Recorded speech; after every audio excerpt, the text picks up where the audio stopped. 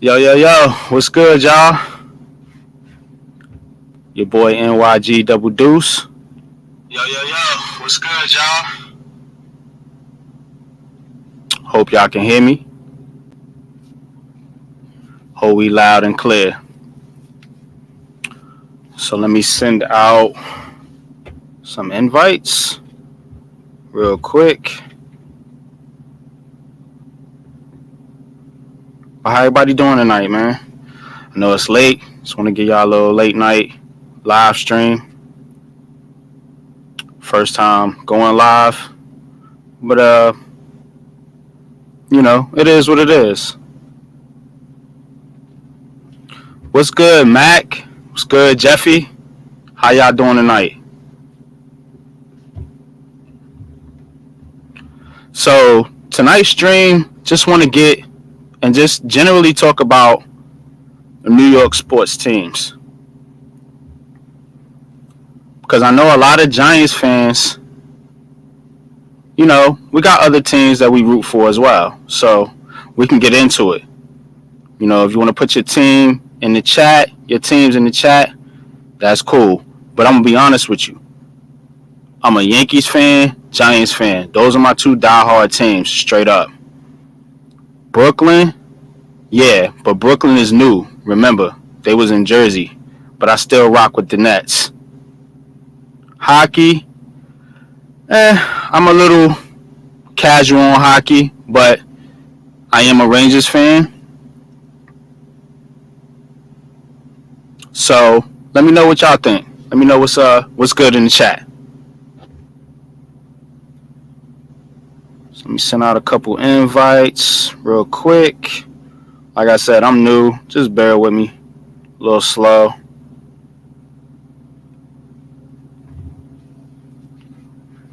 I see you, Jeffrey. Yankees and Mets do have a shot at the World Series, and I'm looking forward to that. I want to see another Subway Series, because both of these teams are rocking right now. Obviously they're going head-to-head tonight. Yankees got them last night, but the Mets swept us a couple weeks ago. So, it's a battle, man. It's a battle for the crown in baseball for New York.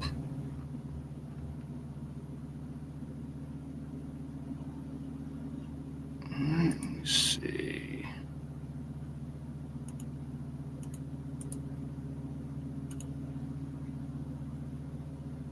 All right.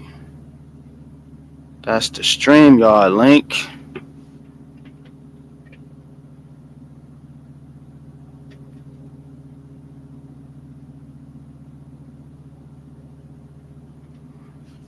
How's my audio? My audio good? Because I know I'll be on past stream. He said I sound like I'll be in a construction site or something like that. So I want to make sure my audio good. Like I said, I don't have the best equipment, but I do got something coming. Upgrade on the equipment, so you know what it is.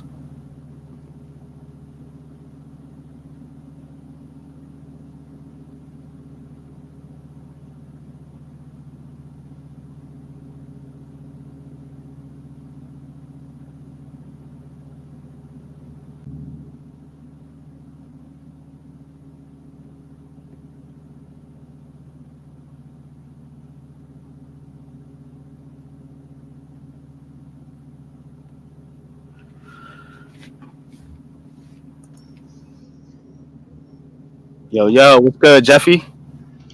What's going on, man? Look at you now. First live stream. That's awesome. Yeah, man. Bro. How's it going tonight? Everything good, you know what I'm saying? Just want to pop on here. I usually do my 22 Tuesdays, but I got something planned later on this week with somebody in the community. We're gonna do a little stream. So I decided, I was like, let me try a live stream. Let me do something different. Let me switch it up. I know it's a lot of buzz going around the Nets, the Yankees, the Mets, the Knicks, the Giants. So, yeah, man, it's all NYC, man. Heart of the city. Let's go. That's definitely true. And I mean, one of the buzz going around with the Knicks is, are they actually going to pull off a trade with the Jazz for Donovan Mitchell? There's been a lot of talk that there's a possible trade on the table, but it seems like they haven't gotten together in terms of compensation for draft picks when it comes to that, and maybe the Jazz are looking for a little bit more. So I think the rumor trade was a couple of draft picks, Evan Fournier as well as Obi Toppin for Donovan Mitchell.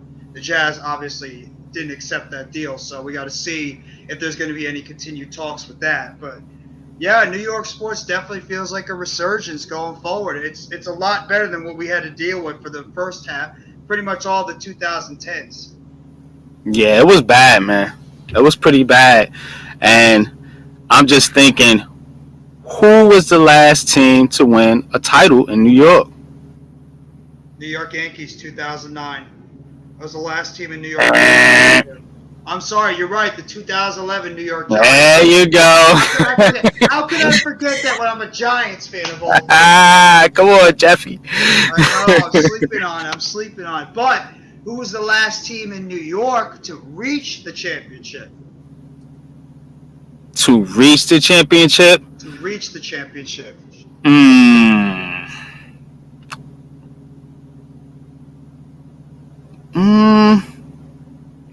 Was it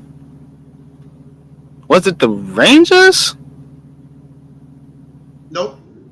It was the 2015 New York Mets.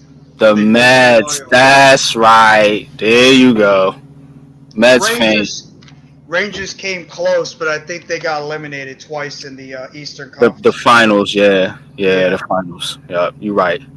Yeah, man, but things are looking up, man. So let's get into the Nets real quick, man. Let's get into this KD thing, man. How you feeling about KD coming back? And do you think that all is well and all is good, or you think this is just kind of like a front to kind of like put this out of the way for now, and then they might be looking at trading him later on, come down the line in the season?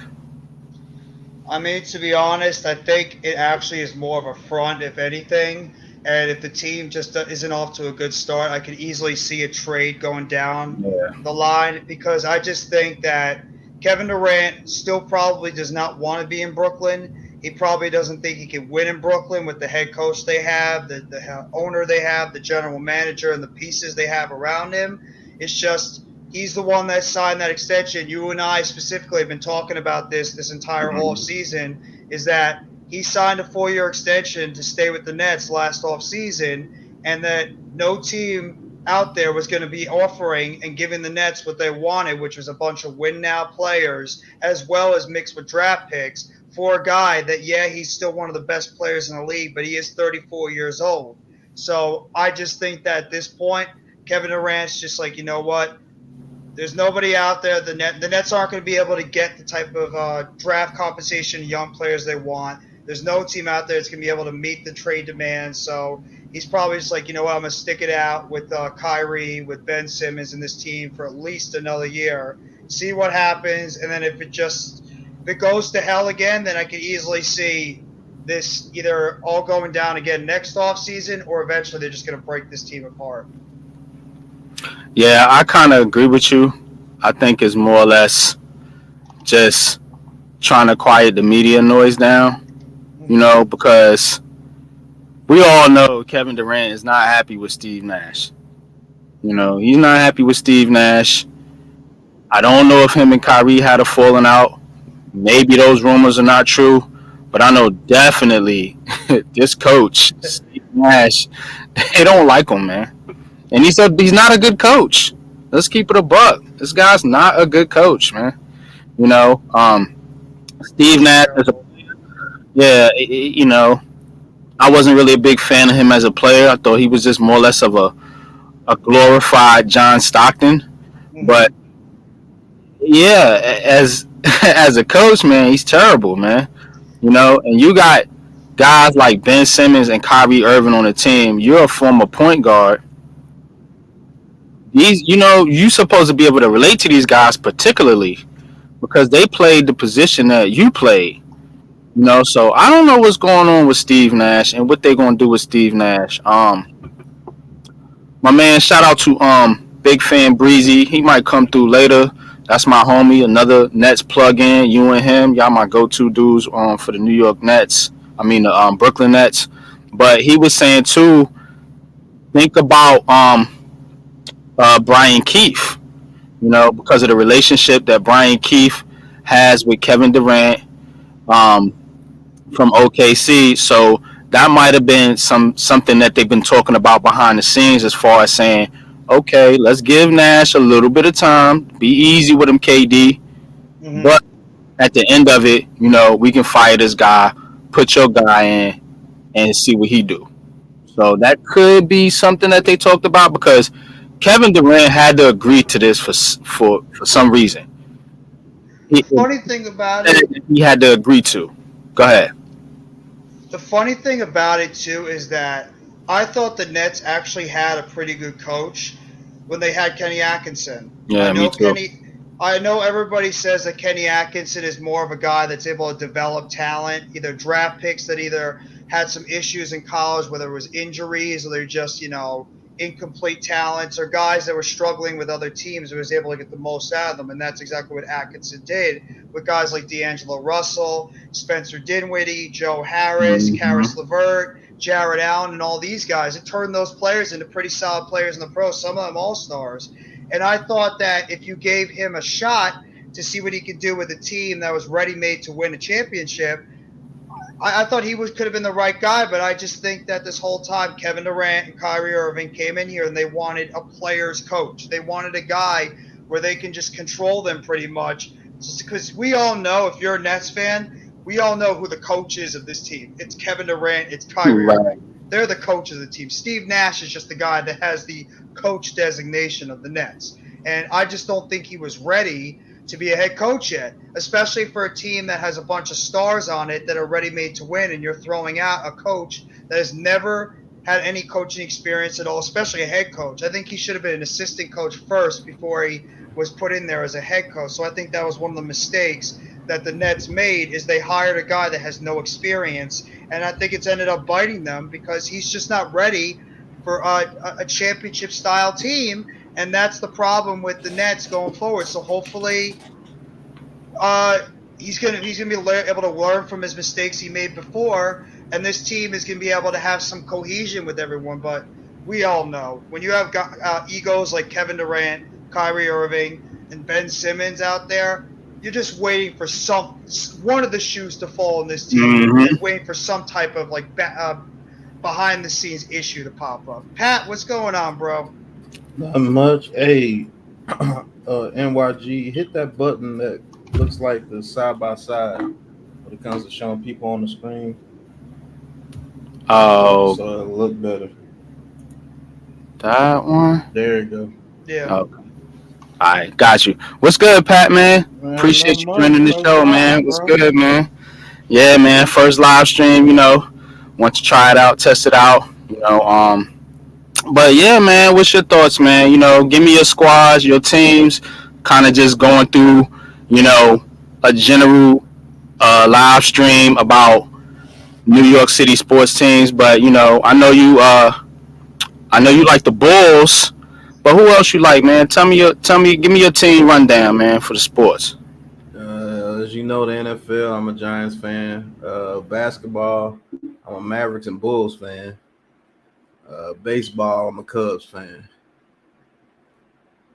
See, that's about all the sports I really do. Hockey, Blackhawks. Right, so you more in the Chicago area, I see.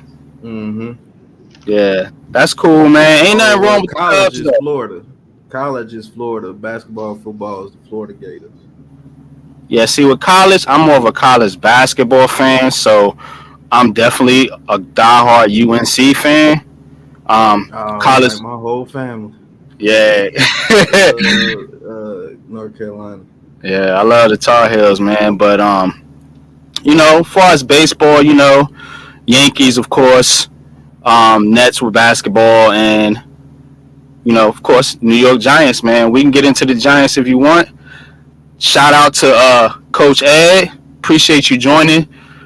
That guy is very good with film, man. He's really dialed into Yeah, coach is breaking amazing down. with film. Coach did Yeah, a man. phenomenal job with his film work earlier. I Appreciate mean, that. when we talked, I know you told me you wanted to do an evaluation of Daniel Jones. I don't know if you're ready to do that. Since it's your first live, I mean, were you Um, ready to do that, or you want to yeah, I wait was till gonna after the do. draft? Yeah, I was gonna do like we talked, we was gonna do a actual breakdown. Because I'm still going Yeah, through the film. That's why I just kind of wanted this to be general. You know what I'm saying? Just chop it up. You know what I'm saying? And give our thoughts on sports in general. You know what I'm saying? All across sports. You know, because I'm unpopular opinion sports, not unpopular Giants opinion sports. So I want to, you know what I'm saying? I want to broaden my audience. But yeah, we could kick it with the Giants, man, because that is part of the. And if any Jets fans is out there, man, pull up, man, for sure, man, because you know I know they got some issues over there, man, with Zach Wilson. You know, he's gonna be out for a little bit. You know, you got the Mekhi Becton injury, so you know, trying to be dialed in all across the board. But yeah, we could talk Giants, man. We could talk Giants, man. I know it's a lot of buzz going around about Darius Slayton, Kenny Galladay, some of these wide receivers. So, you know, I don't know if you guys let's, want to let's touch on that. let's talk about the receivers real quick. I heard I was on a show earlier today, and I heard something that I think was absolutely crazy. But this person said they would take David Seals over Colin Johnson Wow. No. because they say David Seals has been producing. And I was like, well, have you been seeing Colin Johnson? You do No. know Colin Johnson is the reason why people want to get rid of Kenny Galladay. That's how much he's been Yeah. producing in the preseason. He's actually showed it in regular season. So my Yeah. question to you guys is, I know there's a lot of hype around David Sills and Alex Bachman. These two guys are making some noise, and they're causing a lot of. They're the reason why there's confusion around the receivers. Link is in the And chat, Neymar, if you want to pull up. Link is in the chat. Go ahead, Pat. and and this idea that we should hold Alex Bachman and David Seals over Darius Slayton. I'm fine whether the Giants do it or not, but I'm gonna just give you my honest opinion. How can you keep Bachman or Seals over Slayton if you're just going by skill set to skill set?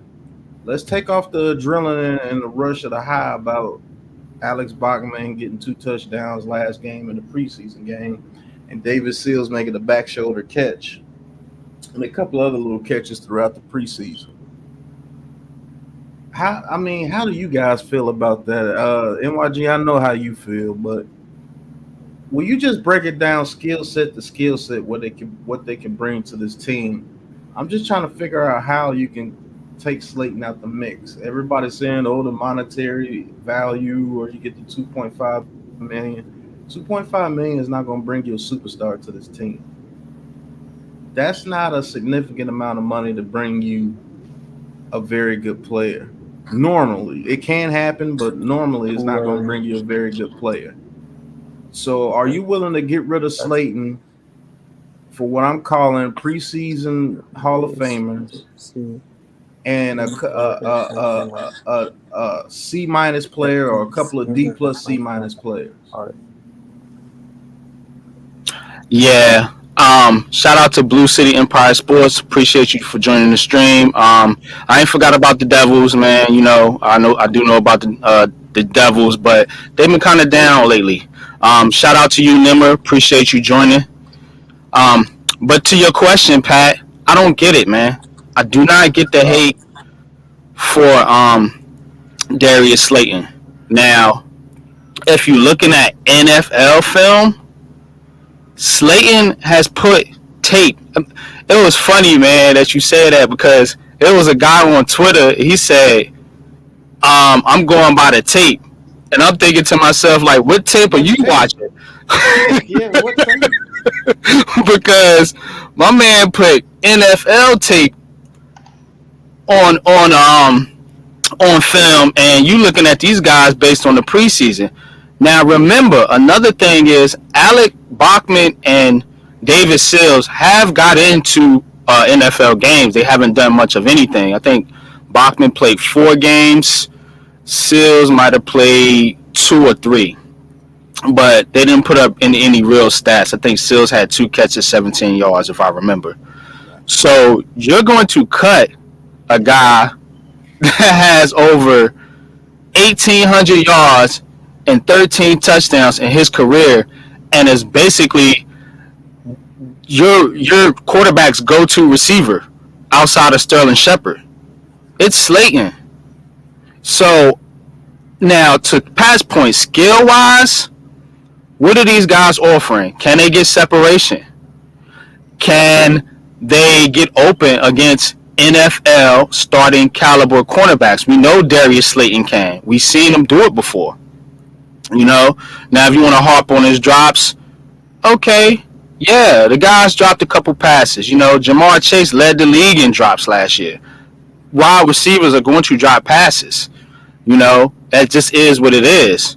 And I've noticed a trend where a lot of Daniel Jones's receivers drop passes. Now, I don't know if it's Daniel Jones just throwing bullets at them to where they can't catch it, or it's just a chemistry issue.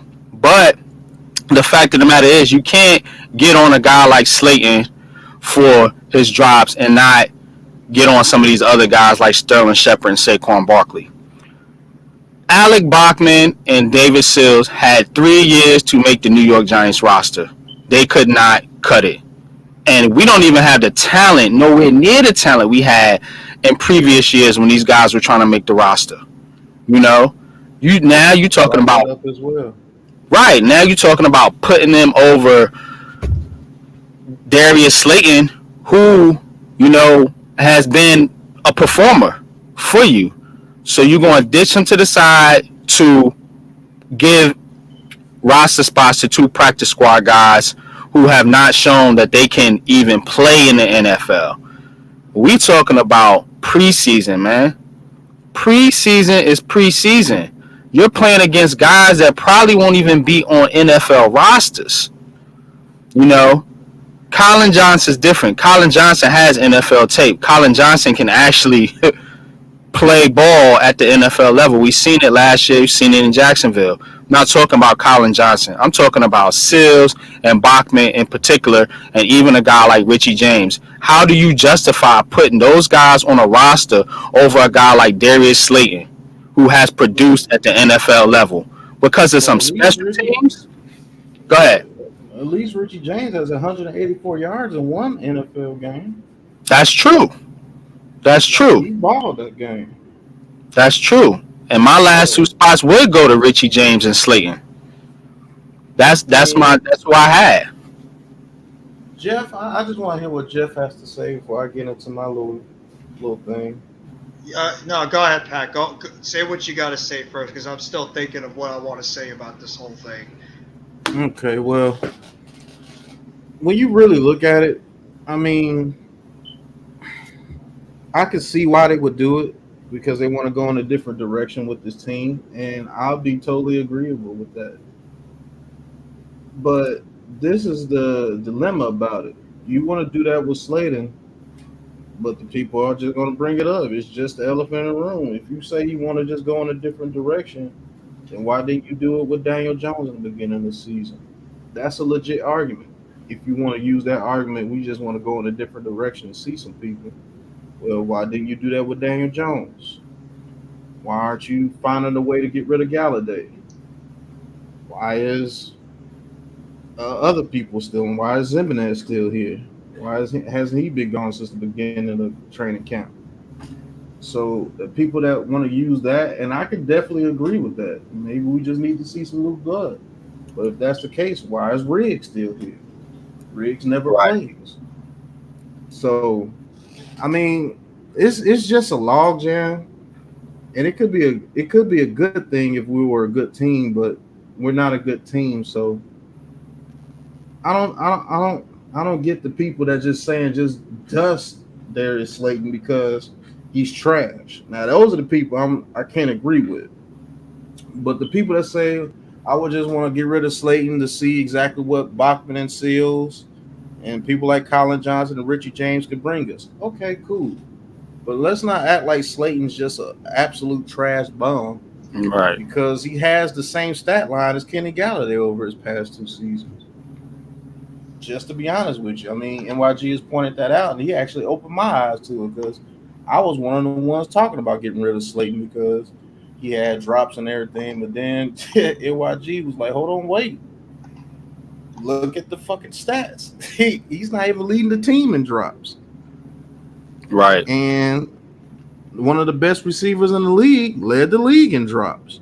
So it's just that his transgressions are heightened because he's on a bad team. See, nobody's gonna say anything about Jamar Chase over with the Bengals because the Bengals are baller. What's up, Coach? And What's that was good, a very Coach? good point. Good evening. And that's why I'm glad I got people like Coach. What's going on, Coach? And NYG, affiliate themselves with the Big Blue Crew because you don't get honesty like that from everybody. You was the only one that had the guts to say, hey, look, man, y'all need to calm down on Slayton a little bit. Shit, he didn't even lead the team in drops. It was Barkley. Yep. Another person that everybody wants to give a chance, but if you want to see something new, why is he still here? He's been injured the past 3 years and hasn't really done anything for the team as far as production-wise. His production has been absolutely horrible the past 2 years after his first 2 years in the league. So, I mean, it's a lot of different scenarios, and I'm glad there's people like NYG who are not scared to bring up facts. I can respect somebody that can bring facts to the table and be like, hold on, wait, I got a different opinion on this because the facts state that that's not necessarily all the way true. So I'm not. Shout out to his squad, man. Appreciate you joining, bro. I'm not all the way on board of just trashing the man and saying that he's absolute trash because believe it or not, the big plays that we've gotten, most of them has come from Slayton. Exactly. Most of the big plays this offense has had the past couple of years has come from Slayton. It hasn't come from anybody else. It came from Slayton. When Daniel Jones and we take the top off the defense, is number 86 catching the ball. And really everybody's really basing it off one drop. Other than the Washington drop, what drops did you see Slayton really cost the team? That was egregious, right? And people got to remember in that game, he was the only receiver to catch a touchdown. He was one of the main reasons the Giants were in that game. While Kenny Galladay was on the sideline throwing a fit. He was the one that got that one touchdown in the corner of the end zone. Yeah, beautiful play. Nice pass by Jones as well. I like the chemistry they got. I do. And then people get a little disrespectful saying, I would rather have C.J. Board. Why? C.J. Board gets hurt too. You do know that, right? C.J. Board was hurt last year. That's why we had Cooper Farrell out there. You see what I'm saying? Yeah. And if you want Daniel Jones to be here, which most people don't, you would want Slayton out there on the field because he has the most chemistry with him. And it's not even close. Daniel Jones has the most chemistry with Darius Slayton. For some reason, he finds that guy open a whole lot. And like I said, the people that, his drops. Name the drops that he had besides the Washington drop. See, when you want to say somebody has an egregious dropping habit, tell me the drops that we had. With Evan Ingram, we seen it every game. Yeah. With Darius Slayton, you can only point out one. Other than that, people gotta quiet. People got to remember too. He only had 2 drops his rookie year. 2 drops his rookie year. His rookie year, he was mousing people. Exactly. And so I don't think he could be a number 1 receiver after his rookie year. So you must have had something. Talk about it because they was saying, oh yeah, we got Slayton. Let's add some pieces and da da da da da. He could be number 1 receiver. Him and Jones, and then all of a sudden now you want to kick the guy out the door. Send him to the moon. I mean, put Alec Bachman and Sills over this guy. That to me, that got me a little fired up on Twitter. I'm not gonna lie. But go ahead, Coach, man. Let's see what Coach got to say about this, man. Get in there, Coach. Appreciate you joining. No, it's my pleasure. The first thing I think it's everyone gets caught up in the media's narrative, and we all Exactly. know the media. What is the biggest thing they need to do is to generate interest in their stories, and everything they throw out, somebody's going to jump on there and bite the bait instead of taking the time, sitting down, and evaluating each and every individual, looking at the offense and trying to decide how does each player fit in. Number one, is the offense adaptable to each player's skill set, but also, what does each player do? We know Darius Slayton, number one, he stretches the field. And when you have a deep threat, and especially if he can catch, it changes the dynamic. It forces the defense to sometimes take two players to cover that one person. You know, Sills and Bachman, they're good a lot for underneath. That's what we just saw. Yes, Sills caught that Stills, or I'm sorry, I hope I said his name right. Sills. Yeah, sales. He caught that back shoulder. Okay, I give him that. I expect him to as a professional, but it's not like it was 20 yards downfield. And Bachman was one of the things that I kept noticing. He was killing them with crossers because they were playing man, and the best way to beat a man is with underneath crossers. Especially when you got traffic, and it helped get him open. So it's a matter of he was schemed open. It's not a matter of Exactly. did he himself create the separation. What is his move off the line of scrimmage? Does he get a defensive back to twist his hips so now you can adjust and get that simple separation? So, you know, Darius Slayton, we have history. We have enough video of what he can do. The other two, right now, to me, it's prove it to me. Slayton is a proven commodity. The others, yes, they have some talent. They're in the NFL, so you have to have some talent, but you also have to prove it. And if you don't prove it, doesn't mean anything. Right. I like this thing. I like what Hit Squad put right here, man. Shout out to Hit, man. The problem is he was a fifth rounder who played very well, and people put number wide receiver one expectations on him. Mm-hmm. He playing like a fifth rounder. Right, a fifth rounder. This guy was a fifth rounder. He was not expected to be a number one receiver in this league.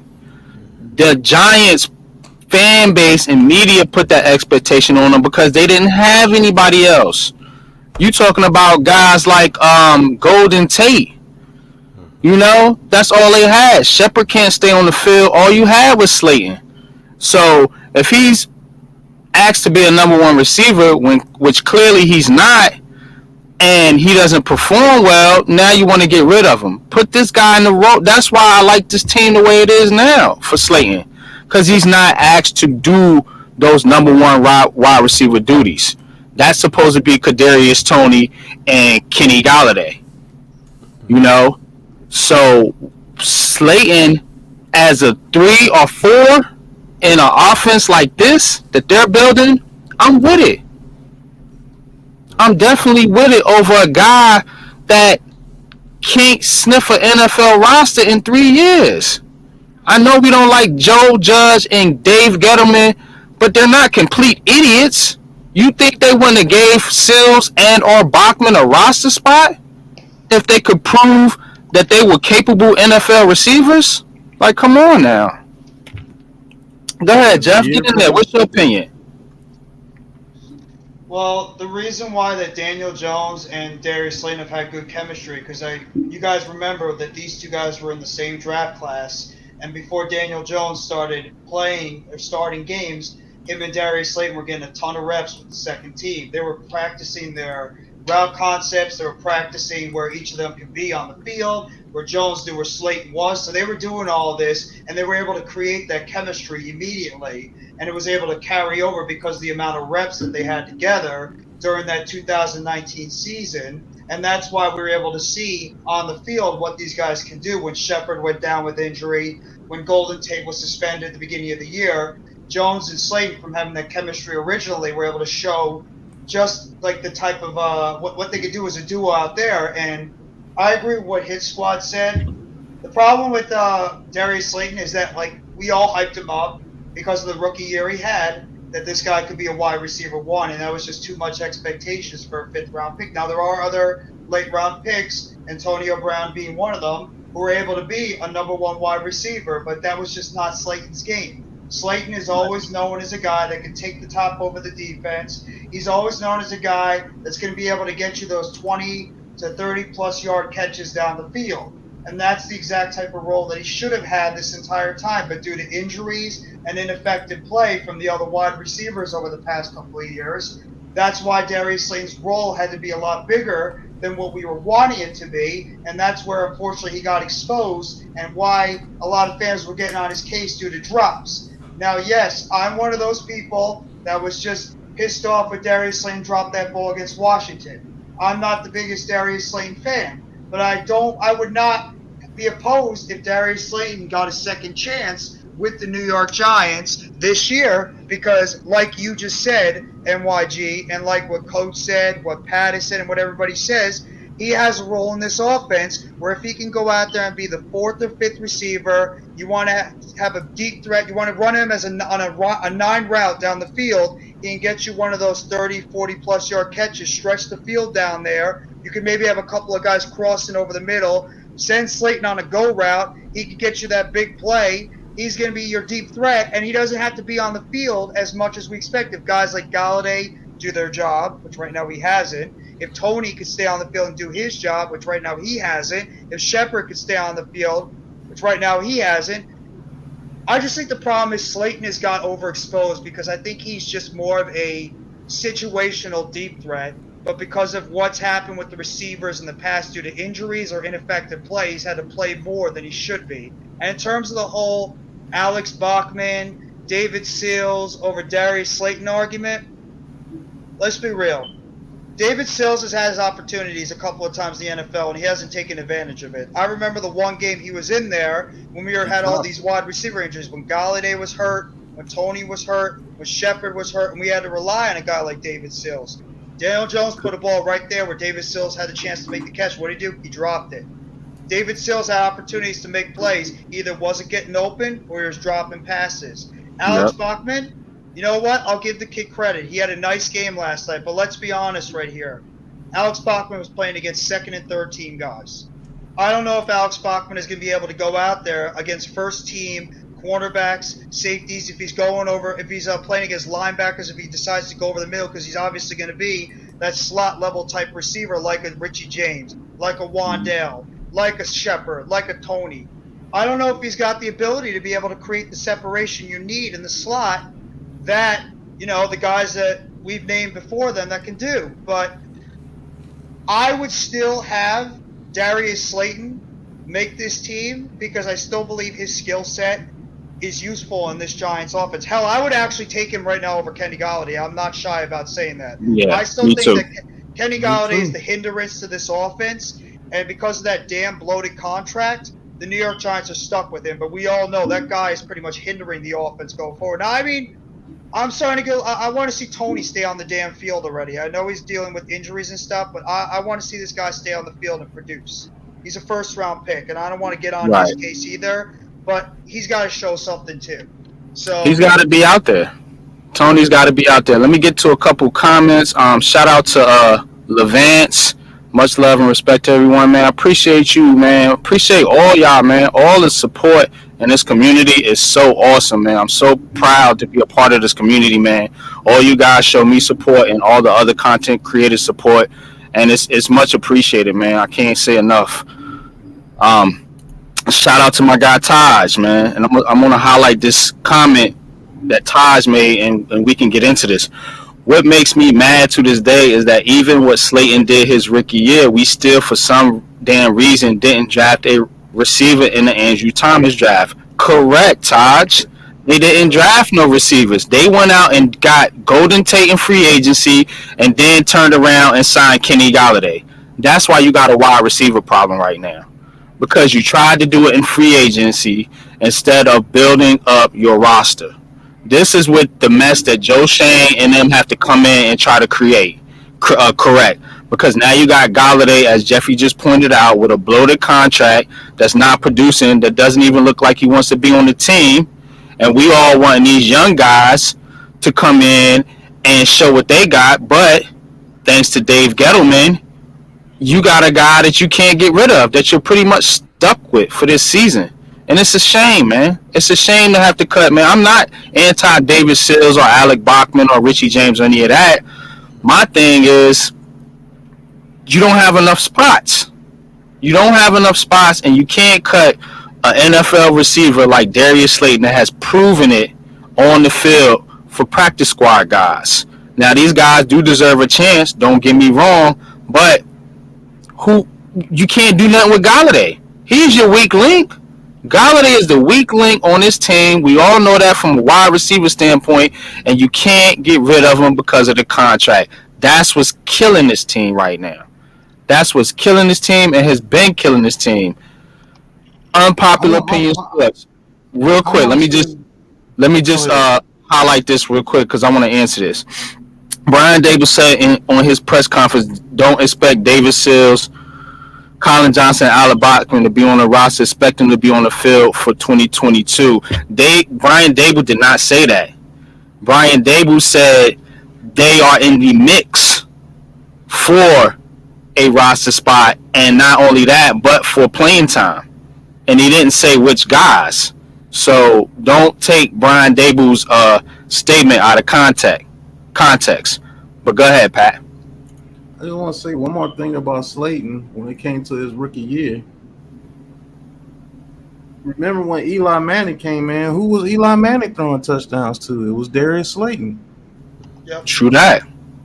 When he was in that Eagles game, he was throwing touchdowns to Darius Slayton. So the talent is there. I just think that he was hindered by Joe Judge. And I don't know, man. I think his confidence may have taken a hit. But if it came, I'm just going to be real with it. If it came down to Alex Bachman and David Sills and Slayton, I'm taking Slayton every damn Sunday.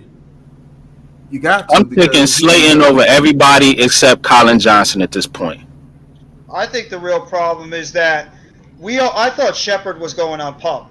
When they were announcing the moves today, I really thought that Shepard was going to be on PUP at the beginning of the season with Gates and with Parrott. The fact that he wasn't put on, or he's not going to be on the PUP list, that just makes the receiver room a little bit more complicated. But now you're expecting him to be back and ready to go on the first week, and I think that's going to push somebody off the roster who we were thinking had a shot to be there, like a Richie James. I think Colin Johnson's got the best chance to make the roster out of all these guys because of the way he's performed, but it might push off a Richie James. It could push off a Darius Slayton. It could push off David Sills. So I think that was like the one thing that maybe we originally thought, all right, Sterling Shepard, because of the Achilles injury, he's going to be put on the PUP list, and that's going to be a way to get another receiver on the roster, and you'd be able to squeeze in a Johnson, a Sills, a Bachman or a Slayton or any of these guys. You could put another guy on there while Shepard's rehabbing his Achilles more. Now the fact that he wasn't originally put on the PUP list and looks like he's going to be coming off and be ready for the season, that's going to make the receiver room a little more complicated. You have to think maybe the Giants are trying to showcase a Bachman, a Sills, a Boyd, a James, to maybe see if they can get some trade value for one of these guys and see if a team is willing to bite if they see these guys produce at the end of the preseason and training camp, and maybe they can get a draft pick for one of these guys, and you could still slip a guy like Slayton on the roster. So maybe that's the whole thing the Giants are trying to do, is showcase some of these back-of-the-roster receivers to see if maybe they can find a way to trade one or two of them. Okay, let me get shout out to Hit Squad. Appreciate you joining. Shout out to Nimmer. He's back as well. I just want to give everybody a chance to speak. So go ahead, speak your piece, Nimmer. We'll just go. Me and Jeffy and Pat kind of already put our teams out there. So this is Heart of the City podcast or show or whatever you want to call it. So give me your squads, man. What's your teams? You know, whatever sports you watch. What's your squad? Go ahead. Yeah, you good. And then we'll kick it off to Hit Squad. And we'll get back into the Giants. Go ahead, Nimmer. Are you there? Yeah, I'm here. So my team, right? Are we talking about like the Giants or in general? Just your general sports teams. You just wanna know. In general, I'm a Giants fan and then the Knicks fan, so I'm hoping we get Donovan Mitchell, stuff like that. Okay. Okay. Yeah. Yeah, So, it looks like they're at a stalemate with Utah for Mitchell. But I yeah. think eventually it's gonna happen. So just be patient on that. Go ahead, Hit man. Welcome to the show, man. Thanks for your support, man. Appreciate you guys for pulling up. Yeah, of course, man. I mean, thank you for having me on. It's nice seeing y'all boys. I hope everyone's doing well. I mean, I'm a Giants fan and I'm a Brooklyn Nets fan. I know life for both the Knicks and the Nets have been a little bit stressful. Me Yeah. a little. I'm You say that, as a man. as a Nets fan, it's definitely been very stressful this offseason. Uh, I mean, shoot, especially with the KD news, which I'm not even gonna get Jeff riled up, but yeah. I'm Nah, calm you can now. speak on it, man. This is a New York City podcast. I'm not going to just limit it to Giants fans. I know it's a lot of Giants fans out here that support me, that's in the community, but just bear with us, man. You know, we want to keep it general on this podcast. So, Yeah, absolutely, so absolutely, man. speak on it. Speak your piece. Hit. What's good, man? How you feel about this KD situation? I'll be honest with you. When Katie walk in that locker room, it's gonna be awkward as hell. I mean, I know at the end of the Mm. day, these players are gonna keep their head down, in terms of locking in and hopefully bringing a championship to New York. But I mean, the way I'm looking at it is, Katie didn't get traded, Nash didn't get fired. I mean, I don't think I've seen a super. And listen, I love Kevin Durant. I don't think I've seen a superstar with like less juice than this man. I mean, I feel like even Marc Gasol Especially in can New get a better York, shot. right? Like, yeah. I mean, come on. So it's just, it's been real stressful, but nah, man. For me personally, I was kind of prepared for Katie to leave and, Kyrie to stay, but now knowing, with how things are, you got to hope that they can get this corrected, man. I mean, I feel like, these players are professionals, they're very talented, but I mean, I'm just not a fan of Nash. I mean, I haven't been a fan of Steve Nash, since we announced he was going to be our coach. And I know that they wanted something very specific. Katie, Kyrie, and Mm. it didn't work. It didn't work, man. And I don't. I'm gonna be real. And as a Nets fan, it really pains me to say this. I don't think it's going to work. I really don't. I mean, especially with him staying. I hope it does, but I don't see it happening, man. I really don't. For the Knicks, I mean, I hope y'all get Spider, man. I mean, that would be really nice for the Knicks. I'm not even gonna lie.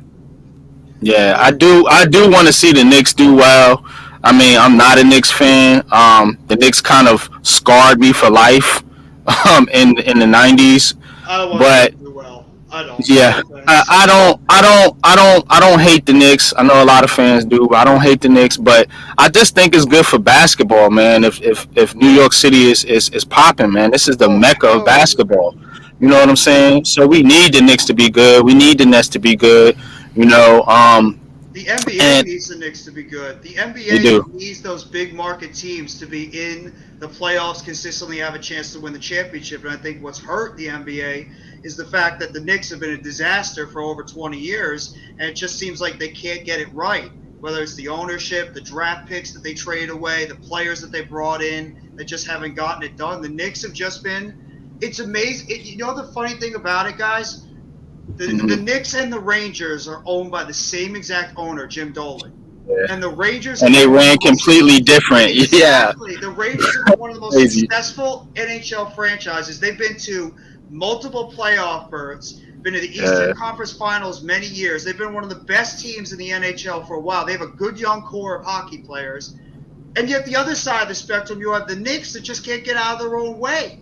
Like you think they have some type of positive momentum, and then all of a sudden they go backwards. Especially this past year, they had a good run as a team. They were the fourth seed last year in the NBA playoffs, and they come back this year, and you have the whole Julius Randle disaster that went on with him, where he just went backwards completely. mhm. And then Mitchell Robinson got hurt, and the Knicks just went backwards that entire season. But I mean, in terms of the Nets, I'm just gonna say it real quick. I don't understand why Kevin Durant did the things he did because this team has players to win. They brought back Nick Claxton. He's a good young center who started to emerge this past playoffs in terms of being a shot blocker and rebounder. They have Joe Harris, who unfortunately got hurt early in the season due to an ankle injury. They're getting him back this year. You got a guy like Cam Thomas, who I believe going into his second year, he's a sharpshooter that's going to be able to put up points and put up points quickly out there. He can throw up 20 in a game at any point. You got a Patty Mills. You were able to still you have a guy like Deron Sharp, another young player that they're bringing in there. They got a guy, and remember this name, T.J. Warren. You guys remember how good T.J. Warren was for the Pacers a couple of years ago on the bubble? He had 20 points per game. I think if he comes back healthy, I know he's had a couple of rough years due to injury, but if that guy is able to come back healthy and be anywhere close to the type of player he was, there's your instant sixth man coming off the bench that could go up there and he could put up the points that you need for this Nets team to be able to compete. And that's why I just don't understand. Oh, I forgot we have Seth Curry too, who's a pretty good player. Yeah. He's a good sharp. Patty Mills. That's why I just don't understand why Kevin Durant and Kyrie Irving would so want to get the hell out of here so quickly. You got talent. This team has talent. It's just injuries and just unfortunate circumstances that set this team back. Obviously, Steve Nash not being ready to be a head coach hurt them too, but it's not like this team's lacking talent. They can compete in the NBA and compete for a championship. It's just keeping these guys healthy and let them go out there and be able to have enough games together to build the chemistry to become a team that can compete for a championship. And that was the problem last year. It was too little, too late that they had to come together, and they just looked like this disorganized mess. And obviously Durant and Irving were just awful in that series against Boston. Let me get to a couple of these comments. I don't want to ignore the chat.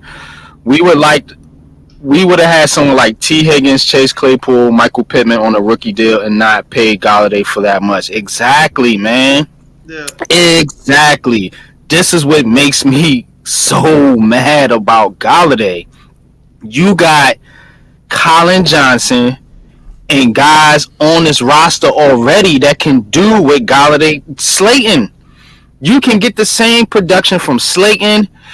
I put the stats out there. Guys like Colin Johnson, combination of Richie James and maybe Wandale Robinson. You can get production that Galladay gave you. What, 400 something yards and no touchdowns? You can get that. You don't, and this right here. Shout out to Blue City Empire Sports. He says, would have kept Dante Pettis. Yeah, I would have kept Dante Pettis. I like Dante personally. Dante was solid. Yeah, he was solid. I hope Fox makes it to the roster. I did like to see Fox's parents get fired up, man. That was pretty cool, man. His mom and dad, man, they were out there, man, and they were in the stands, man. And when he had that hit, man, that was so cool, man, to see them get fired up, man. And man, I'm pulling for this dude too, man. I don't know if he has a path to make the roster, maybe get stashed on the practice squad, but I'm definitely pulling for Tamon Fox, man. That was an awesome moment, man, seeing his parents at the game like that. I'm going to throw out a name real quickly of a guy that I think is starting to open eyes on that offensive line. That's Devery Hamilton. I don't know if you guys watched the film and his blocking. This dude looked damn good out there in his blocking at left guard, and he switched over to left tackle. I think we might have found something in this kid as at least a backup, but he looked good out there. And he's looked good so far in camp when he's had the opportunity, so maybe we found a little bit of a diamond in this kid. Nah, and I just want to say real quick, for me as a fan, man, I mean, one thing that I love that the Giants seem to be doing is finding some nice depth, especially at the O-line, where it seemed in recent years, you have your starters, and then after that, it's just trash. But I mean, you saw with the second team offensive line, third team, they didn't look too bad against Cincinnati. They looked like they were communicating well. The offensive line looked pretty solid. And honestly, man, I don't know if that's credit to Shane. I don't know if that's credit to I forget his name, but he came over from the Eagles. But he played a part in building. Yeah, Brandon Brown. Brandon He played Brown. a part of building their offensive line. So I mean, as a fan, I love it. I really do, and I think that this offensive line. I mean, you got some pieces on there, man. It's gonna come down to health, but you got some pieces on there. True that. Let me read a couple of these comments. Then we're gonna pass it to Coach Ed and Pat. Thanks for Thank you for giving us James Harden. He's going to win a championship for the Sixers before the New Jersey Nets do. That's so disrespectful. Oh, please. He's going to choke it away. He choked it And away you last called them the year. New He Jersey choked it Nets away. too. That's real disrespectful, man. Let me tell you But something, Blue City. I don't even think hell is gonna take you. You might have to go to purgatory. I don't Yeah. ever want to see that comment again. Yeah, that comment is Tell me when ridiculous. James Harden's going to get out of the first round of the playoffs, then you can come talk. Because exactly, exactly. James Harden is not even the same James Harden anymore. He's not. Comments He's ridiculous. not, man. I saw a picture of him recently. He looks skinny as hell, like 50 Cent in that one role. Then he lost all that weight. I'd rather take Ben Simmons with the issues that he has. At least he's younger and has a little more upside than James Harden. He doesn't even have a championship. Shout out to mindset. Deception, man. Shout out to Deception. Thank you for joining, man. Go ahead, Coach Ed, man. You could get in there, man. You know, you could go Giants. You could go Rutgers. I know you like college. That's my guy, Talk to me. Coach. Are you, baby? Yeah. I'm a big Rutgers Scarlet Knight fan. Knicks, Giants, Yankees. I'm gonna say something that I'm probably gonna get killed on, but if you're gonna gut the Knicks, I do not want Donovan Mitchell. I don't. Ooh, that's spicy. It's a spicy take. Hit that light. My issue is going to start with if you have him and Jalen Brunson, two guards starting in the backfield at 6'1", in this day and age where you have guards 6'5" and taller starting in the backfield, what are they going to do? They're going to attack them. They're going to switch off on them. Mitchell is not that strong of a defender, and Tibbs is a defensive coach. So does that mean come late in the game, in a close game, or teams are attacking him? Is he going to be forced to pull him out, along with some of the other defensive deficiency? Because Julius Randle has gone back to some of the issues that he had defensively in the past. So if you're going to gut this roster, giving up, a lot of the young guys, Grimes, McBride, who are defensive guys who can at least hold it down, then no, I don't want Donovan Mitchell. Then on top of that, giving away so many draft picks, you're not going to be able to bring in other veterans possibly to help build a championship roster, let alone getting to the fifth spot in the NBA. No, it's not worth it. If you have the plan and you can make certain trades and still keep some of your assets so you can do things later on down the road, then fine. If you can get, multiple teams involved where you're not gutting the roster, fine. But if you're just talking about giving up 7 first-round draft picks, first-round swaps, 4, maybe 5 of your young assets, no, it's not worth it. It's not to me. I just can't see the Knicks doing that, because call me having just the going through Carmelo Anthony just opened up. No, it's not worth it. Yes. You gave away the fort for Carmelo Anthony when you really didn't have to, and it's put us in where we are now because they were actually building a good roster, and you could have really gotten Carmelo and didn't have to give away everything that you did. Thank you, James Dolan. So I can't see you doing the same thing for Donovan Mitchell. And yes, he's a star player, and New York craves star talent. But at what cost? To stay right where we're at now and probably be put back another 5-10 years? No, it's not worth it to me. And that's the thing. I was gonna say, Coach. They got Brunson, so he's a guard. You got Quickly, so like you kind of going to create a log jam there at the position if you bring in a guy like Donovan Mitchell. Add in the fact that depending on if you keep Quickly, if you keep D Rose, you have Brunson, you have Mitchell if he were to come around. Do you not realize all four of those guys are under 6'4"? They're 6'3" and under.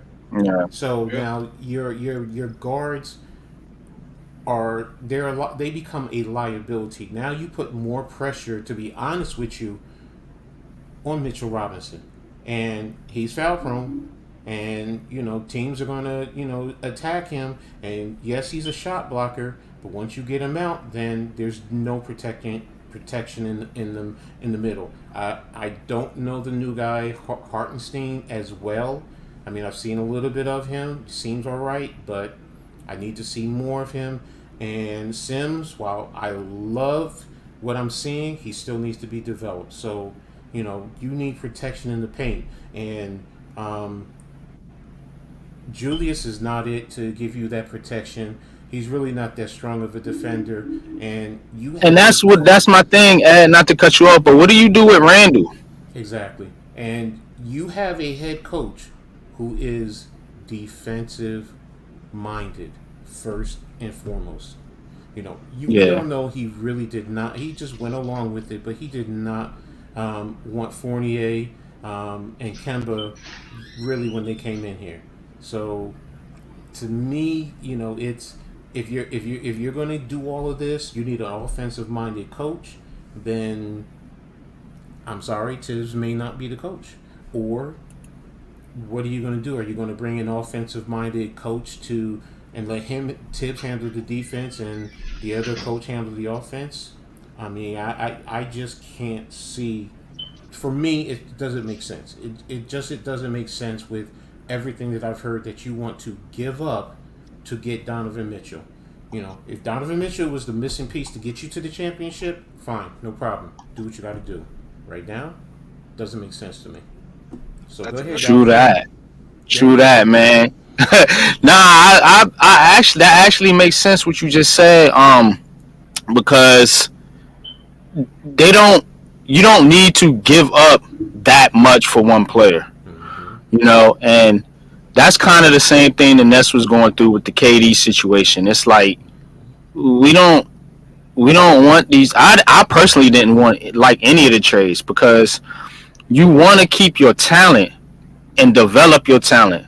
That's why you bring in coaches like um, Thibodeau, because you want to have him develop talent.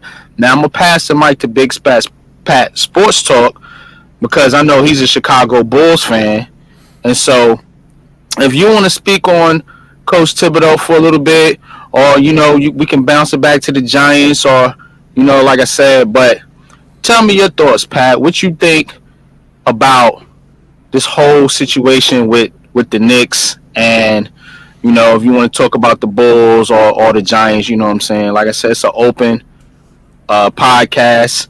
Talk your talk. Go ahead.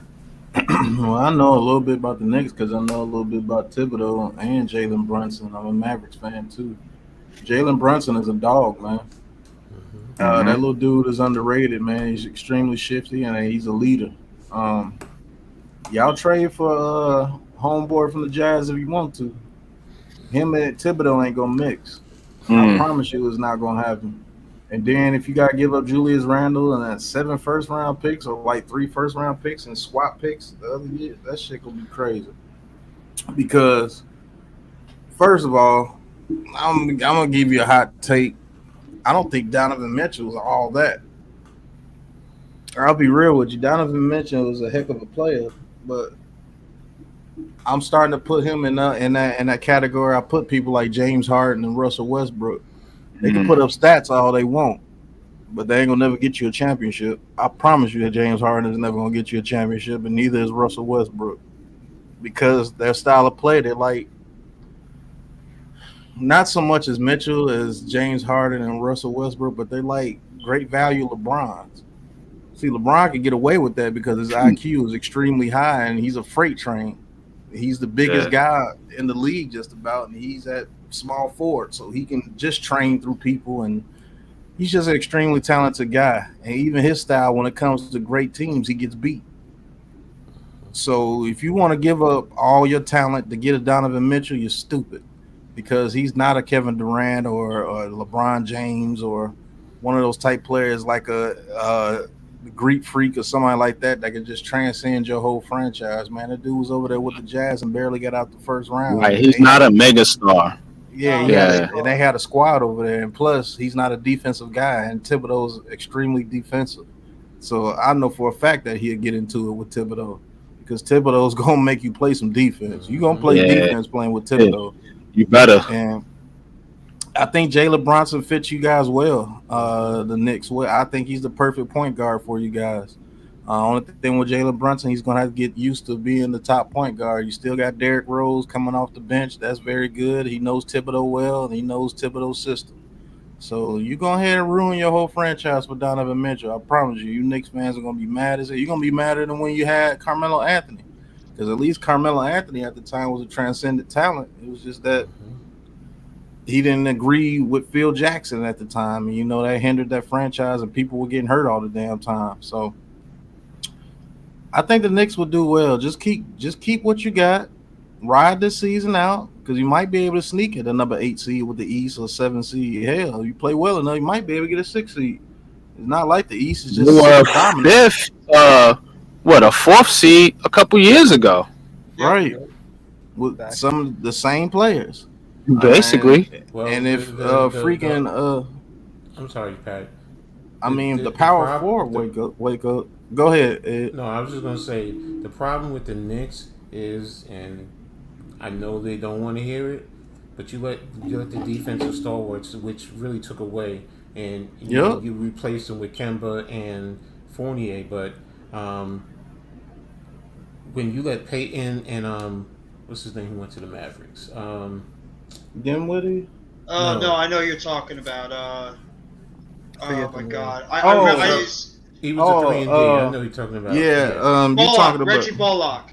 Yeah, Bullock. Yeah. Yeah. When you took that away, because they were the ones that could help, in the backfield and on the wing. I'm saying in the backcourt and on the wing. So, that took away what Tibbs likes to do defensively, which is why you saw the team regress.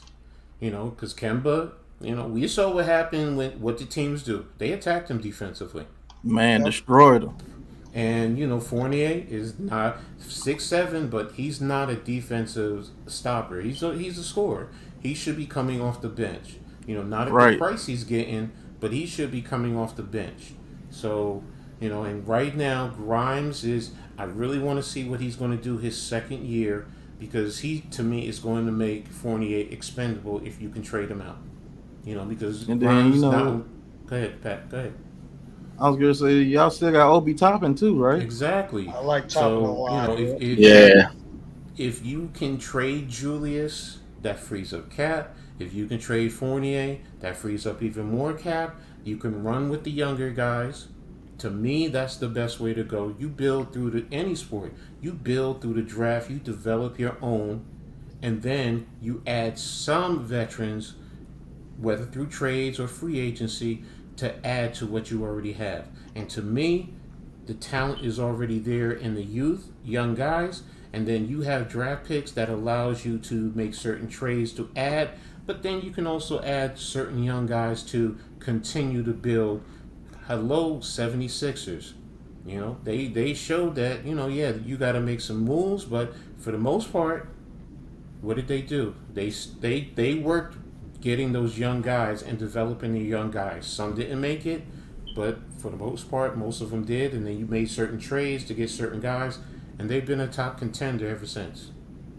And I think a lot of the reason why we're seeing all these crazy offers going around is because of what the Jazz got in the Rudy Gobert trade, where the Jazz got a haul back when they traded Gobert to the Timberwolves. And that's probably where the reason why you see the Donovan Mitchells, the Kevin Durants, the Kyrie Irvings, why the asking price for them was skyrocketing, especially with the Nets when it came to Durant. I mean, they were asking for at least 2 or 3 young players and about 3 or 4 first-round picks for Kevin Durant, and no team was willing to accept that because they're not going to gut their whole roster. And I mean, the Knicks, I think with the Knicks, it's all going to depend on if R.J. Barrett is going to take that step to becoming a superstar. I think he's got the ability. He's got the talent and the ability, but is he going to be able to take that next step? Because he is your franchise player. The Knicks should not, in any circumstance, trade that What's up, guy Jay Lay? away. What's Appreciate going you on, joining the Jay? show. What's up, Jay? Should not trade him. What's up, Jay? They should not let him go. They should sign him to an extension. That is your guy that you should be building your team around. And if he could take that next step, it's only going to make the Knicks that much better of a team going forward. Then you got yourself 2 stars on the team with him and Brunson, and you got a bunch of good young role players around them. And I think, like you were just mentioning, Coach, they have the draft capital right now. If you have that good young team be able to gel and come together and have some of these young players continue to develop, then you could go out there and get yourself maybe a star for maybe not a lot of draft capital, and it could put you over the top of the Knicks. I think they're closer than people think. It's just they can't trade away this entire team for a Donovan Mitchell. They better not too do it small. again. I don't. 'Cause they I don't did it think. I don't think Leon Rose is the one to bite for that. Because you could say what you want. He's an agent. He was a former agent, but he ran CAA. He knows the NBA infrastructure. He's not falling for that. If you had Phil Jackson, Danny Ainge would have gutted this team with Phil Jackson. You see what Rose is doing. He's not falling for it. He's sitting here saying, "No, I'm not doing it," and that's what I'm hoping he continues to do. Danny Ainge, you want it from our organization, it's not going to happen. You want go to someone else. Donovan Mitchell, go ahead to someone else. Go to Miami. If Miami wants to give him the house for him, because I could understand them because they're right on that They're close. precipice to get to the championship. But the Knicks, all of that for Donovan Mitchell, no, it to me it just does not make sense. Having gone through everything I've gone through, ever since Dolan's father passed, because that's where everything changed. Once his father passed, and it went to him, it just seemed like he doesn't know what the heck he's doing. When you hire the right people, Donnie Walsh, let them do their job, but you want to get in the way and pull his trump card with the whole Carmelo Anthony, where you had the talent that Carmelo could have came here, fit in, and you had guys around that would have helped him do what he needed to do and lead us further than where we ended up. And I just don't think Leon Rose is going to fall for that. I think he's smart enough to say, no, I've been through negotiations with teams before. Danny Ainge, you're not going to get me. You're going to have to give up more to get everything that you're talking about, and you need to include another team to at least be able to do that. That's just It's how kind of funny with The Knicks better not do it again, because when you did it with Kemba Walker, it destroyed the chemistry of that team. Yeah. Facts. You Facts. remember You back better in the learn day your lesson. too. You remember back in the day too that when that Knicks team was doing really well, it was Amari Stoudemire that was the centerpiece of them, and they had good role Right. players. The second they traded for Carmelo Anthony, exactly. it just Yeah. disrupted the entire chemistry of that team. And then Amari started dealing with injuries, and that just pretty much killed the Knicks going forward because they had good chemistry, and Amari was that guy. He was the central figure of that team, and they were rolling. And then I forgot but Donnie Walsh got a little bit carried away and decided to trade away some of these key players like a It wasn't Donnie Gallinari. Walsh. It was Dolan forced him to. Donnie Walsh All right, you're did right, yeah. not want to make that trade. Dolan has been the problem, You're yeah. right. You're would have right. came here, and you traded away Danilo Gallinari. What's the kid who came over from? He even played for the Nets. They drafted him out of the Mozgov, I think. Mozgov? No, he was a forward. But I mean, Mozgov. The point being is, you traded away so much talent that could have been here in addition to Carmelo, because Carmelo was going to come here, and you had the money. You would have been able to do certain things to really get him in here and not have to give up all those assets. And what happened? Denver capitalized. And they've been on the upswing ever since. And the Knicks, we've been in the doldrums, ever With since. Jeremy freaking Lin and come on, Yeah. man. Yeah, I remember that. The Jeremy Lin show. But all right, fellas, check this out. I want to highlight this from Deception. I don't know if he's still in the chat, but one word that comes to mind when watching this new New York Giants team is clutch. Haven't felt that way since Eli.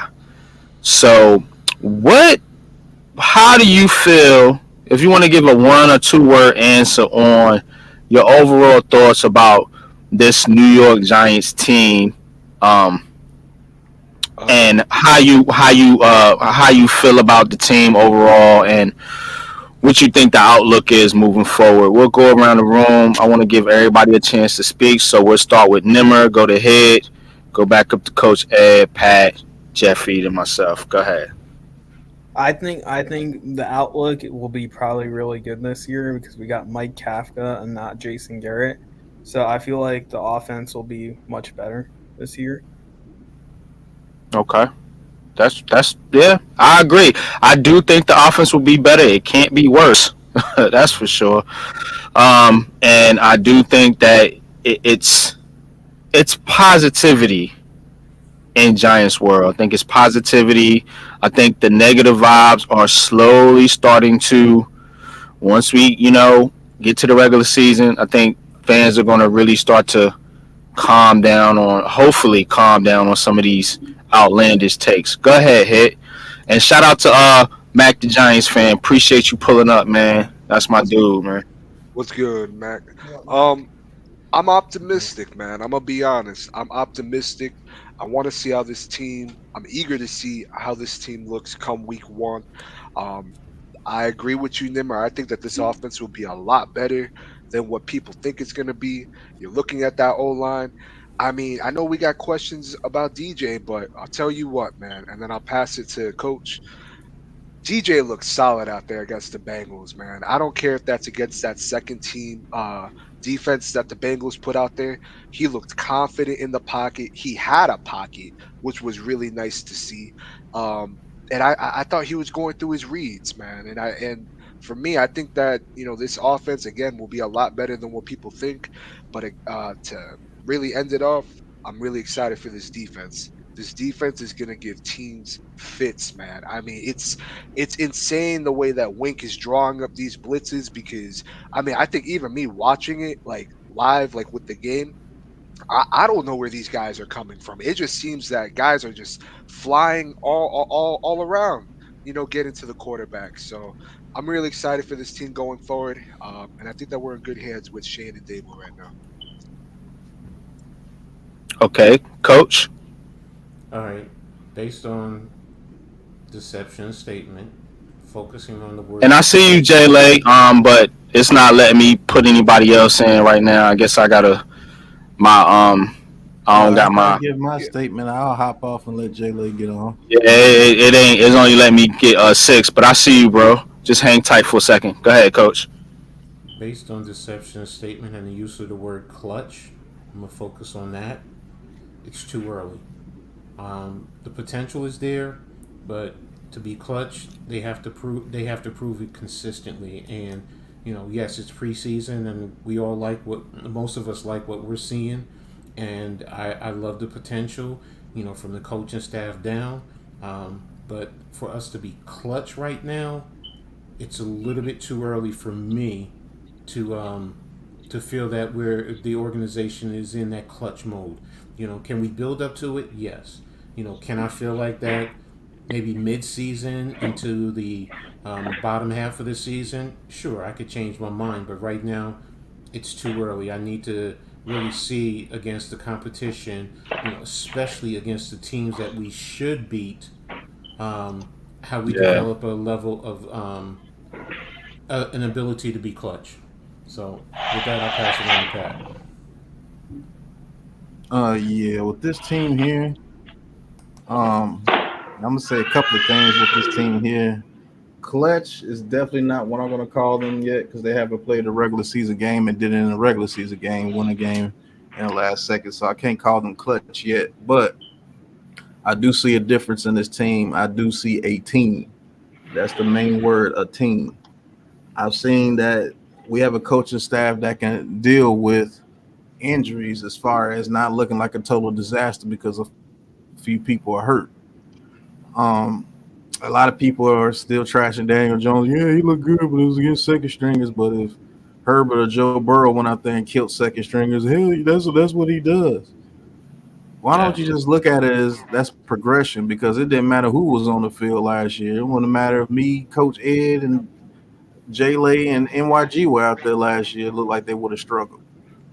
But this year, it seems like if you ain't on your game, we gonna put it to you.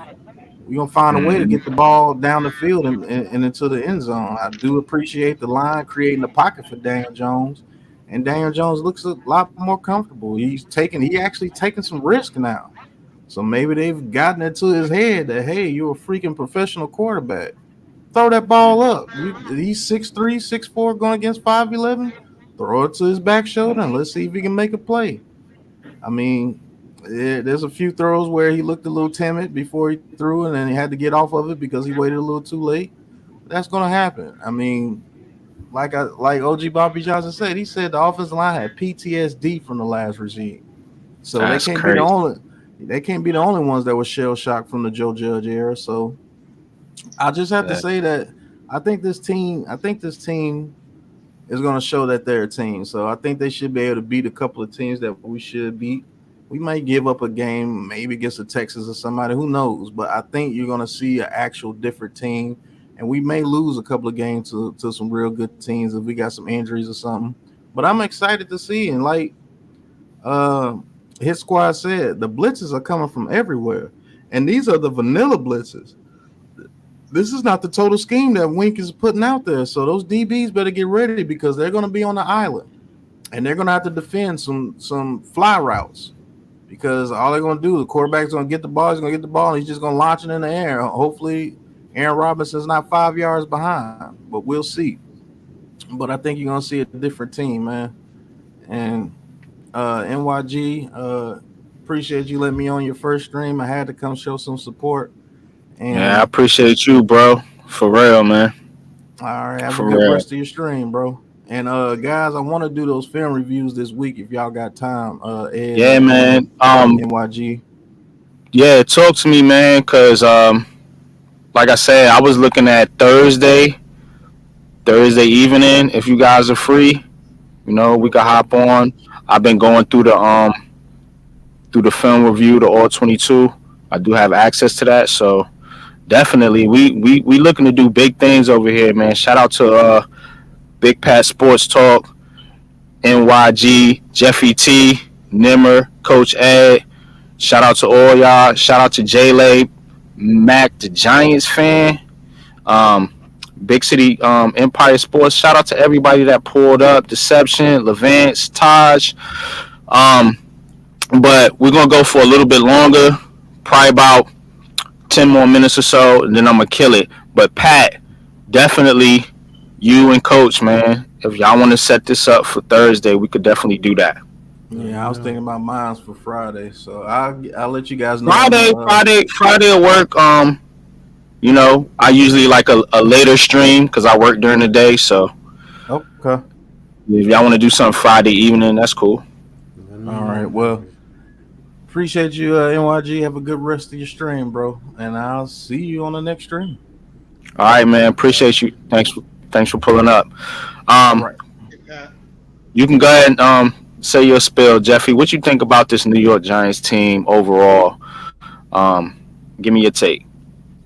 Well, right now, when I think about the New York Giants for this year, I look at three words: foundation, identity, and direction. I think that this team finally has those three words that are important for any franchise. They're starting to put together something that they really have not had for probably at least the last half decade, maybe even close to a full decade. They have themselves and they're building an identity right now where they know they want to be more of a heavy run slash defensive pass rush team at the beginning of the season and then be able to use those types of quick pass concepts for the Giants offense when the offensive line is able to come together and gel together a little bit more. They have a foundation that's being built where they are trying to develop some of these young players on the team right now the right way. They're putting together they're trying to put together the offensive and defensive line, which they should have been doing a lot more before. Instead of they were too busy trying to fix the outsides and putting all the resources in the outside of the team before they were starting to fix the inside. and that's I think where we ran into a lot of our problems. And I think this team has a direction where we feel confidence in what this coaching staff and this front office is going to be able to do with this team going forward. Like, we have somewhat of a confidence that these people know what they're doing compared to the last couple of regimes where some of the things that they were pulling off, we just had no idea what the hell they were doing. And I believe we have the confidence now that this regime has an idea how to coach. They feel a more disciplined team. They know how to find some of these young gems out there, and they know how to put together a roster and develop some of these kids that maybe never got a chance before but are getting a second chance now, and they're putting these guys in positions to be able to contribute and win compared to what we had last before. Now, maybe I'm jumping the gun a little bit. Like Coach said and like the rest of you guys said, it is preseason. I can't say we're clutch. We haven't done anything yet in the regular season yet, so we can't jump the gun as of that yet. But in terms of what we're seeing, it definitely feels night and day that this team is definitely going into the right direction, and it's a lot to do with the coaching staff and the front office. Just feels like they're in sync, and we feel like they know what they're doing with this franchise, and they're going to put together the best players, the best coaching staff, and the best front office to help this team not only have success immediately, but have sustained success going forward. Yeah, man. My thing with this team is, I would say, cautiously optimistic. That's where I'm going with it. Cautiously optimistic, and I say cautiously because we've been optimistic before and we got burned by this Giants team. Now it hasn't mattered the regime. Even going back to Coughlin, his later years.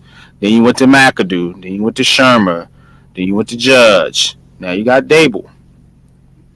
The difference that I see is these coaches are willing to.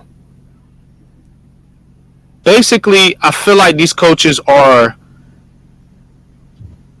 basing their offense around and their defense around the player's skill set. And I don't think they're necessarily married to a certain system. And shout out to Pat. I know Pat just jumped off the stream, but he said it in the Twitter chat. Look for this roster to be completely different next year. You know, look for this roster to this. There's going to be a lot of changes with this Giants roster in the coming year and years. But as for the outlook for this season, cautiously optimistic. I think the Giants can sneak up on some teams. They do have a very, and I'm going to keep pointing this out, defensive line, offensive line. The Giants are getting back to Giants football.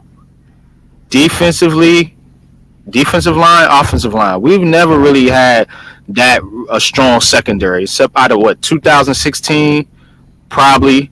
We've always built our teams through the lines. Defensive line, offensive line. Remember the championships the Giants won? They didn't have really no outstanding Pro Bowl receivers. Even in the Cruz, Knicks, Manningham, you want to go to the Plaxico, Amani Tuma, you know what I'm saying? It hasn't been built through skill position players. And I think when Reese in his later years and then Gettleman came in here, they tried to build the team through skill position players. And I think these guys know this doesn't work in the NFL. It doesn't work. You got to build through them lines. And that's what gets me so pumped up about this team is the offensive line and the defensive line. In particular, you got KT, Ojulari, Leo Williams, Dexter Lawrence. 4 foundational pieces for your defensive line. Offensive line, you got who? Andrew Thomas, Evan Neal, your 2 bookend tackles. So you got pieces to build. Now, they got to get this wide receiver thing straightened out. But it'll come. It'll come. We'll see what Jones does this year. You know, I'm not a big Jones fan, but I will say he looks better. Shout out to to the Big Blue Crew. Jeffy, you was one of them. You know, Joe, Pat, G Nation. They've been saying, look, give this guy a line, and he can be okay. He can do his thing. Now, I don't have the lofty expectations for Jones as some people do, but I think the guy can be competent if given time. You know, he'll lead some players out there. He'll look skittish against certain teams with tough defenses, but that's to be expected when your quarterback isn't Patrick Mahomes or Josh Allen. These guys just don't have those type of skills. You're very rarely going to get that. So, you know, I'm of the acceptance that, hey, look, if we can upgrade a quarterback, yeah, do it. But as of right now, just make it work with what you got, because you don't have any. I see silly people talking about Mitch Trubisky, man. Like, kick rocks, man. You got what you got. Let's just roll with the guy, man, and see what he got. You know, the offensive line looks better. That's encouraging to me. Because if nothing else, when you got a quarterback that's not lights out, a.k.a. a Ryan Tannehill, a.k.a. a Kirk Cousins, who does Ryan Tannehill and Kirk Cousins got? They got beast offensive lines and beast running backs. That helps them from getting exposed. That's the problem with Daniel Jones. Daniel Jones has been exposed for 3 years because he didn't have shit around him. So, and I don't think he's going to jump up and be this Josh Allen type of quarterback, but he can be a mid-tier quarterback like one of the guys I just named, Kirk Cousins or Ryan Tannehill, and you're just going to have to roll with what you got at this point, Giants fans. Stop reaching for Jimmy Garoppolo. Stop reaching for Mitch Trubisky. Like, leave those comments alone because you sound stupid. Just be honest, because it's not going to happen, and it shouldn't happen. You're all the way through training camp. You got to get ready for the regular season. Ain't no other quarterback going to come in here and be able to do anything with this roster when they haven't even been through training camp. It's a whole new coaching staff, whole new offense, whole new defense. So my outlook is cautiously optimistic. And the reason I'm optimistic is the offensive and defensive line. And the reason I'm cautious is because these skill position players and that secondary still worries me. Because I seen guys getting open in that Cincinnati game, and the quarterback just missed them. Whoever that quarterback was, he wasn't Joe Burrow. Man, he would have put some points up on our team. I ain't gonna lie to you. So you gotta pump the brakes a little bit, being too high, and don't be too down on this team like a lot of other content creators are. Just bashing them left and right. I'm not gonna do that. Let's get some balance here to this fan base. The team does look miles better than they have in recent seasons. So I'm encouraged about that, even though it's just preseason. Because remember, the Giants were getting stomped in preseason games. Y'all remember that preseason game where they was wilding out about Andrew Thomas? Andrew Thomas is like, it's been that bad for this team. You know what I'm saying? It was getting bashed in preseason games.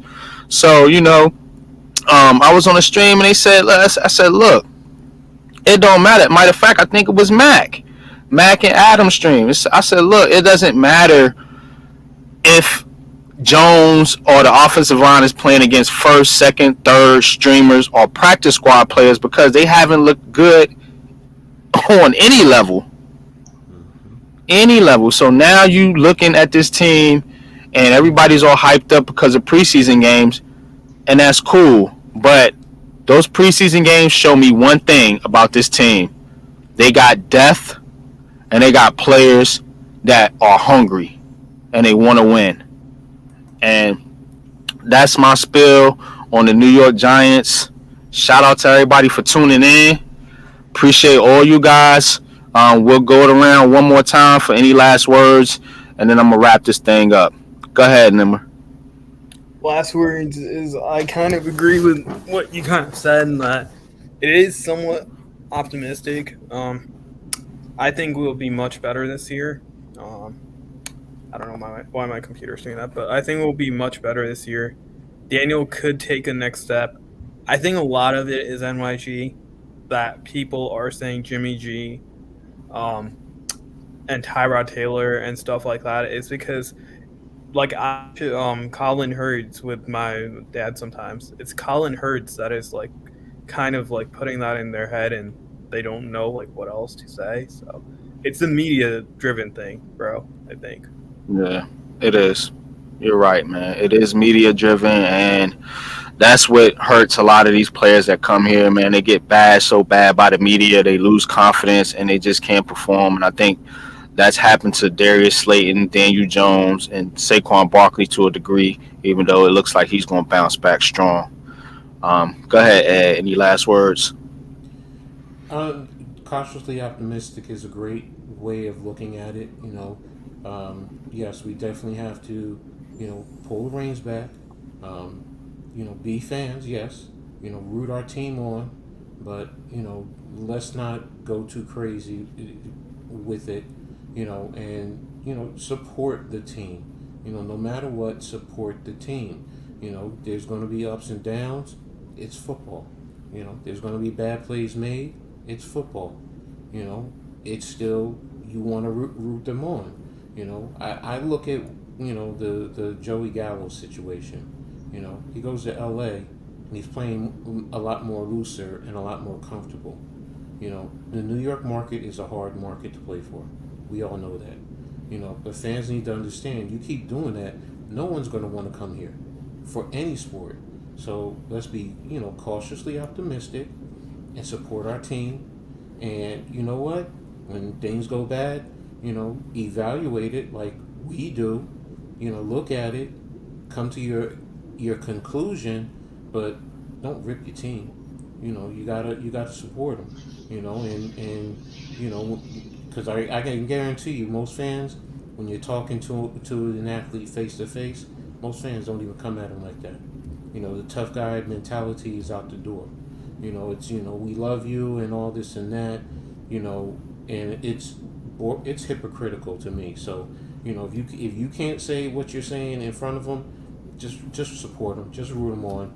Because we all want to see them do their best. So be cautiously optimistic. Great point, NYG. Cool, man. Appreciate you too, man. Ed, man. Go ahead, Jeffrey. Any last words?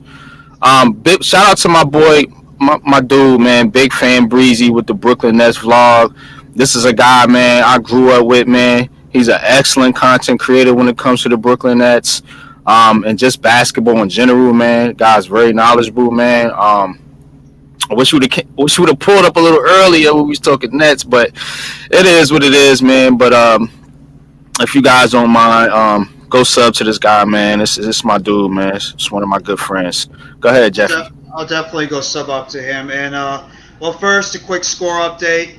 Your Yankees, damn you guys, you beat the Mets again. Yes. Let's go. You guys got us a couple of times back. And quickly, Coach Ed, I cannot wait to see Rutgers football. They're actually going to be on WFAN this year. Mm-hmm. I hope to see this Scarlet Knights team show us something this year because we want to be able to have some excitement when it comes to Scarlet Knights because since we've joined the Big Ten, we've always been one of those laughingstock teams. Why are we there? We don't belong in there. I want to see this Scarlet Knight team come out there and surprise a little bit. So, quick shout out to you. I know you're going to do great work when it comes to Scarlet Knights. And in terms of the Giants, I agree with what you said, NYG, with cautious optimism.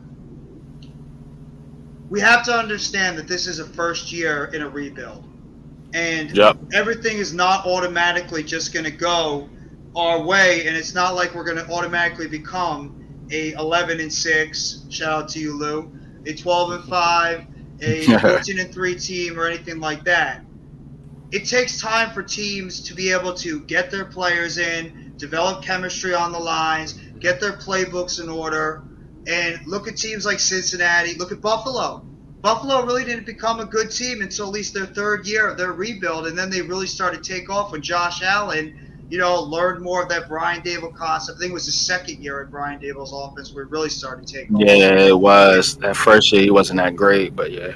They had the team around him. I mean, Cincinnati, it took like 4 or 5 years before Zach Taylor was actually able to, get some results with that Bengals team. And they had Joe Burrow. It took him his second year. We all know he got hurt his first year. They need to get the other pieces there in place. But you have to be cautiously optimistic. I mean, we all are excited, as we should be. We like some of the things we see so far in the preseason. We like some of the things we hear in training camp, or what some of us have been in training camp and we've seen. The offensive line, I give you credit, NYG. You've been a big proponent so far about the offensive line coming together and being something towards the end of the season, especially, and what we've all seen looking at the tape. The offensive line definitely has some potential. We might have some nice pieces there, but it's going to take some time, and we can't get too high yet, but we can't also get too low.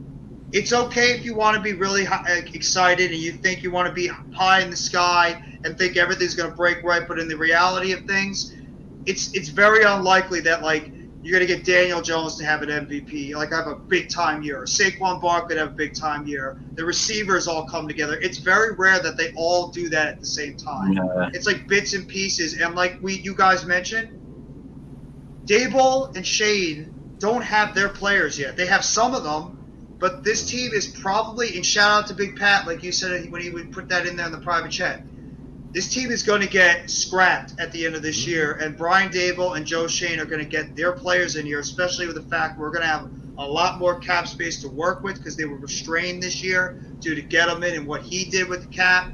He's going to be able to pick more of his players in the draft. He's going to be able to find some more of these hidden gems. So this roster is going to get turned over a lot more next year when Shane and Daboll have their free reign. But in terms of the team this year, yeah, I mean, is it possible we can win 8, 9, 10 games? Sure, if things break our way. Absolutely. There are cases where teams somehow, things break right for them. But it's not that it's okay if you expect like a team to win 7, 8, 9 games in the first year of a rebuild. That's very common for that to happen. So I love what you said, NYG, about cautious optimism, because that's how I felt. That's how like Max felt. That's how coaches felt. That's how a lot of Giants fans, the ones that are being like, even keeled about the team, that's how a lot of us feel, is that we're excited about some of the things we see, but we're not going to get too crazy because we haven't seen it yet in the regular season, and we have to understand this is the first year of a rebuild, and we're going to go through some bumps on the road. But if we if we could see some of that towards the end of the season, seeing some consistency from the offense, seeing some consistency from the defense, the offensive and defensive line gelling, the wide receivers and Daniel Jones coming together on some plays, then we have something to look forward to. But if you want to be pie in the sky, or you want to be like the world is over, that's your opinion. But it's probably going to be more towards an even-keeled, middle-of-the-road team this year, and that's okay for a first year of a new regime and a rebuild. Strong words, man. I echo those statements by you, Jeffy, man. And once again, just be optimistic, but cautiously optimistic. Just look for improvement for this team. And I'm gonna tell you a good measuring stick before I get off here. If you want to see if the Giants are improving or not, look to see if they do any damage in the division. Anything less than a 3-3 record in the division, I think, is a failure. The Giants have got to learn how to beat the Philadelphia Eagles and the dang on stinky, nasty, smug Dallas Cowboys. So that's what I'm looking for. I want to see this team be competitive, and especially competitive in their division, because you're not winning jack squat if you can't win your division and beat the teams in your division. So that being said, almost 2 hours. I can't believe I did a 2-hour live stream for the first live stream, man. But I appreciate everybody's support, man. Shout out to the Big Blue crew. Y'all know who y'all are. Shout out to my man Big Fan Breezy who pulled up. Big shout out to all my guys on the stream tonight. Jeffy, Nimmer, Coach Ed, Hit Squad, Big Pat Sports Talk, J-Lay, Sub to all those great Giants content creators, because guess what, man? It's a strong movement over here. I feel it. I know the guys on the panel feel it, man, and we coming strong, man. New York Giants all the way, and NYC, man. And I hope y'all like this podcast, man, as we can just bounce around and not be, stuck on Giants all the time, because I know it can get a little draining sometimes, especially on Twitter, because it's just like, man, oof, those guys are vicious out there, man. But I hope y'all enjoyed this, man. I'm gonna try to do more live streams now that I'm figured out how to do it, and so be on the lookout for more live streams. Like I said, we're gonna link up, me, Coach, and Pat, do a little film review, probably Thursday or Friday. So look out for that. I'm also gonna be linking up with my man Big Fan Breezy. Probably gonna do something with the Brooklyn Nets. So look out for that. So I got some things coming down the pipe, man. I'm trying to build this channel, and I'm trying to help build this community. The sports community, the Giants community, whatever you want to call it. That being said, like, share, subscribe. Until the next video, peace.